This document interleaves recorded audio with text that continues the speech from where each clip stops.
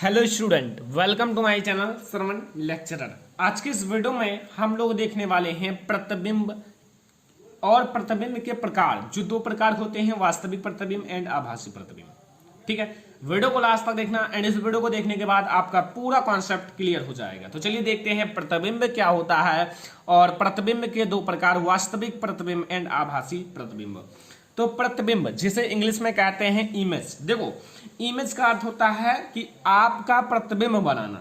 ठीक है, जैसे जब किसी वस्तु को दर्पण के सामने रखा जाता है, जैसे जिसमें आप अपना फेस देखते हो, अपना चेहरा देखते हो, वो दर्पण है। और दर्पण के सामने चाहे आप किसी वस्तु को रख दो, जैसे आपका किताब है उसे रख दो, एंड या फिर आप ही खुद बैठ जाओ, ठीक है, रख दें। आप समझना, एग्जाम्पल है ये। जब किसी वस्तु को दर्पण के सामने रखा जाता है तो दर्पण में उसकी आकृति बन जाती है। अब आपको पता है कि जो दर्पण होगा, आप चाहे जो उसके सामने रखोगे उसकी आकृति जरूर बनाएगी, और अगर उसकी आकृति बनाती है तो दर्पण में बनी आकृति को ही वस्तु का प्रतिबिंब कहते हैं। और वस्तु, जिस चीज को दर्पण के सामने रखा जाता है उसी को वस्तु कहते हैं। ठीक है, अब देखो, दर्पण में बनी आकृति को वस्तु का प्रतिबिंब कहते हैं। जैसे किसी वस्तु को आप दर्पण यानी कि शीशा के सामने रख दो और अगर उसका जो प्रतिबिंब है ना वो दर्पण में बनेगा, अंदर जो दर्पण का आपका मिरर है वहां बनेगा। एंड अब आप समझो, बट प्रतिबिंब भी दो प्रकार के बनते हैं, प्रतिबिंब भी दो प्रकार के होते हैं। पहले तो आप समझ गए प्रतिबिंब होता है, ठीक है, बट प्रतिबिंब भी दो प्रकार के होते हैं। जैसे फर्स्ट आपका होता है वास्तविक प्रतिबिंब, सेकंड आपका होता है आभासी प्रतिबिंब। तो दोनों को हम लोग डिटेल में समझ ही लेते हैं। देखो, वास्तविक प्रतिबिंब, वास्तविक प्रतिबिंब का मतलब होता है रियल इमेज। वास्तविक का मतलब रियल एंड इमेज का मतलब इमेज। ठीक है, वैसे तो आई होप कि यही होगा, इसका इंग्लिश सही है, क्योंकि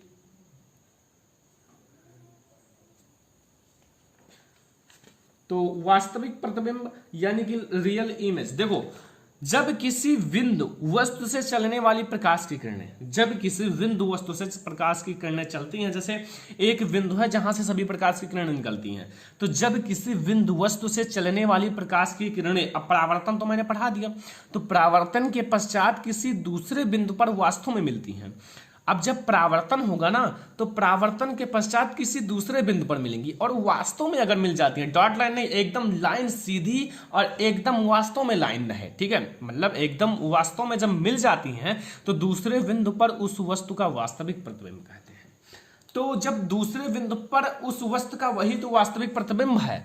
जैसे मैंने क्या कहा, समझना, थोड़ा सा आप कंफ्यूजन होगा बट अभी आपको समझ में आ ही जाएगा। ठीक है, मैंने कहा क्या है कि जैसे जब किसी बिंदु से वस्तु से चलने वाली प्रकाश की किरणें, जैसे वो आपका वस्तु है, अब वस्तु पर जब प्रकाश टकराती है तो वहां से चलती है। ठीक है, जैसे ये एक वस्तु है, अब यहां से प्रकाश यहां टकराया तो यहां एक बिंदु वस्तु, देखो लिखा है बिंदु वस्तु से चलने वाली प्रकाश की किरणें। अब यहां बिंदु वस्तु से चलने वाली प्रकाश की किरणें परावर्तन के पश्चात किसी दूसरे बिंदु, अब यहां किसी दूसरे बिंदु पर वास्तव में मिलती हैं। वास्तव में मतलब आभासी नहीं, वास्तव में मिलती हैं, तो दूसरे बिंदु पर उस वस्तु का प्रतिबिंब प्राप्त होगा। तो दूसरे बिंदु पर जहां वस्तु होगा वहां नहीं, उसके अदर किसी दूसरे बिंदु पर उस वस्तु का प्रतिबिंब प्राप्त होगा, वो भी रियल इमेज, वास्तविक प्रतिबिंब प्राप्त होगा। इतना याद रखना। तो वास्तविक प्रतिबिंब ये है। और जो आप पर्दा देखते हो ना, तो इसे पर्दे पर प्राप्त किया भी जा सकता है, मतलब इस प्रतिबिंब को पर्दे पर प्राप्त किया जा सकता है। जो आप लोग पर्दा देखते हो, जिसमें पिक्चर देखते हो, गाने देखते हो, फिल्म देखते हो, वो सब यही होता है वास्तविक प्रतिबिंब। और वास्तविक प्रतिबिंब को ही पर्दे पर प्राप्त किया जा सकता है, इसी को हम लोग पर्दे पर देख सकते हैं। और दूसरा समझ लो क्या है। ठीक है, ये आपका वास्तविक प्रतिबिंब, बस इतना ही पढ़ना है बस। ठीक है, तो देख लो, इतना ही आपको पढ़ना है वास्तविक प्रतिबिंब के अंतर्गत। अब दूसरा देखो, आभासी प्रतिबिंब। देखो, उसी का उल्टा है, आभासी आभास का होगा। देखो, जब किसी बिंदु वस्तु से चलने वाली प्रकाश की किरणें परावर्तन के पश्चात किसी दूसरे बिंदु पर वास्तव में नहीं मिलती हैं, वहां क्या था, वास्तव में मिलती हैं, और यहां क्या है, वास्तव में नहीं मिलती हैं। कुछ दिक्कत है? नहीं। यहां आपको क्या लगाना है, केवल नहीं लगाना है, नहीं, और आपका एक डेफिनेशन और बन जाता है। और परंतु दूसरे बिंदु पर आती हुई प्रतीत होती हैं, वहां वास्तव में आती हैं, यहां आती हुई प्रतीत होती हैं। बस थोड़ा थोड़ा चेंज करना है, क्योंकि अगर वास्तव में नहीं मिलेंगी तो कैसे मिलेंगी, प्रतीत होंगी, ऐसे डॉट लाइन से। ठीक है, क्या, ऐसे डॉट लाइन से, ऐसे डॉट लाइन से, ठीक है, आती हुई प्रतीत होंगी। तो इस बिंदु पर बने प्रतिबिंब को उस वस्तु का आभासी प्रतिबिंब कहते हैं।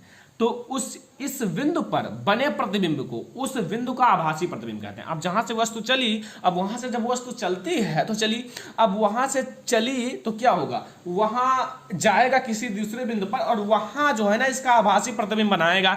अब आभासी प्रतिबिंब बनाएगा, इसीलिए हम लोग इसे आभासी प्रतिबिंब कहते हैं। अब वास्तविक प्रतिबिंब जो बनाता है, इसीलिए हम लोग उसे वास्तविक प्रतिबिंब कहते हैं। और प्रतिबिंब, तो ये 3 टॉपिक आपको समझ में आ गया होगा। पहला प्रतिबिंब, दूसरा वास्तविक प्रतिबिंब, तीसरा आभासी प्रतिबिंब। काफी इजी है, अगर आप समझना चाहते हो तो समझ गए होंगे, ठीक है। अगला टॉपिक हम लोग अगले वीडियो में देखेंगे। तब तक के लिए इस वीडियो को लाइक कर दो, शेयर कर दो अपने फ्रेंड्स के साथ। चैनल पर नए हो तो सब्सक्राइब जरूर कर लेना, ठीक है। हम लोग इस वीडियो में यही 3 टॉपिक समझने वाले थे और हम लोगों ने समझ लिया, ठीक है। अब अगला फिर बाद में। Thanks for watching this video.